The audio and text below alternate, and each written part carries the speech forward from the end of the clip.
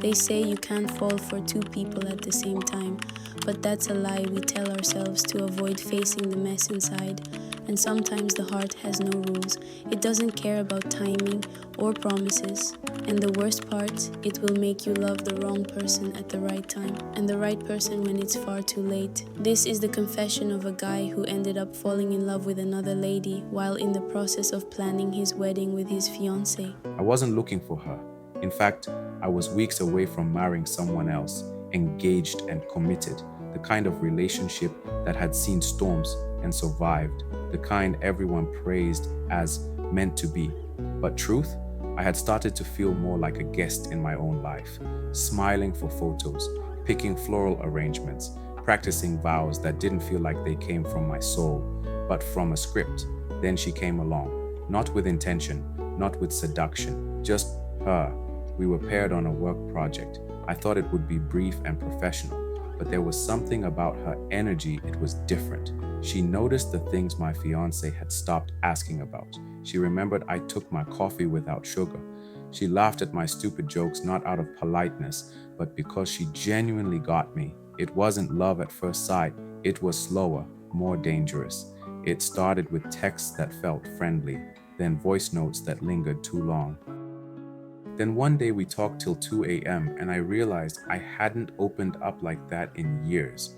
It wasn't physical, but emotionally, I was already gone. We never kissed, but every time I looked at her, I felt like I was cheating.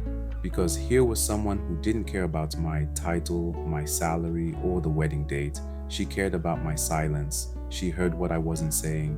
And me? I fell for her. I'd go home and stare at my fiancé and feel guilt gnawing at my gut. Because she didn't do anything wrong. She was kind, loyal, and loving. But she wasn't her. Still, I went through with it. The wedding, the smiles, the fake confidence. Honestly, a stupid and reckless part of me was expecting to see her at the wedding and maybe she'd stop me, say something or do something, but she didn't come. She disappeared like a dream, quiet and dignified, and it hurt worse than any breakup.